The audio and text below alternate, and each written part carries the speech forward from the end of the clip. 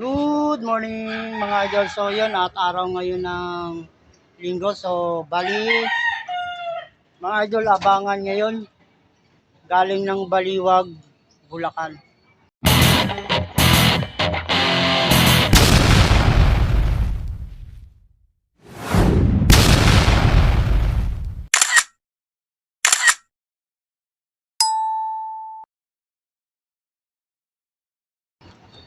So yung kalapati nga pala nilod natin sa FPR XWPFC no combine.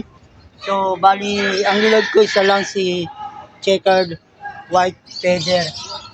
So yung mga idol mga kaibon at nirelease yung kalapati ng 7:20 ng umaga. Late na lang ma-release gawa ng maulan daw doon sa parting Baliwag. So kaya 7:20. So yun mga idol at abang-abang na tayo. Pakita ko muna mga idol yung yung kalapate na nandito ngayon yan. Yung pares na may itlog yung ating ibon na isa no mga idol. Ito yung ating haring araw. At si paring awe yun nag-aabang na. So ang oras natin ay 7:32 ng umaga. So mga alas 8 nandito na mga idol. Ayan, ang panahon natin, maganda naman yung panahon natin dito sa parting Las Piñas, so, araw ng linggo. So, ayan, no? So, yan mga idol, mga kaibon, ano? At ang tabayan na lang natin pagdating mamaya. So, sinali ko ng ng tawag nito. In-entry ko sa central yung ating ibon. Titingnan natin kung may bilis ba siya. So, mamaya na mga idol, update tayo. So, yan mga idol at dumating na yung aking kalapati na isa, no? Yung sinali ko sa central pooling. So, medyo late na, no? Bali, ang speed niya pala ay 947 na lang. So, yan mga idol, ito siya, oh. Tingnan nyo mga idol, pinatuka ko na. No? Hindi ko na na-video yung kanyang pagdating kasi yung cellphone, yun ang ginagamit ko pang video sa kanya. So ito siya mga idol, fresh na fresh. Galing ng Baliwag, Bulacan. So ayan yung ating kalapate, pinatukan na natin. At para lumakas siya.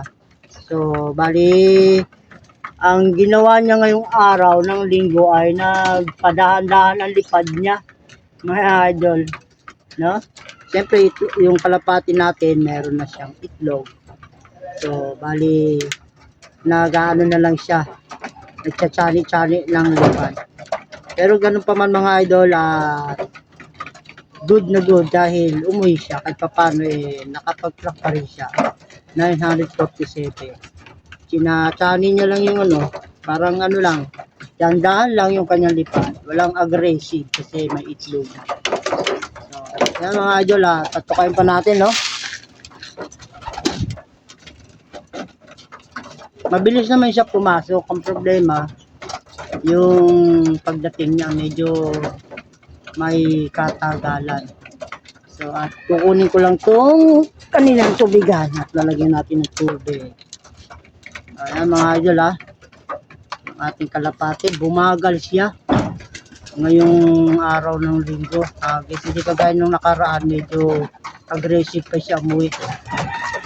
Nung may itlog na, yung kanyang pares, ito, medyo hindi na siya masaya umuwi ng mabilis.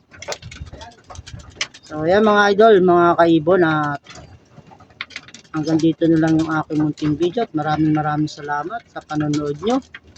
Please subscribe and God bless all.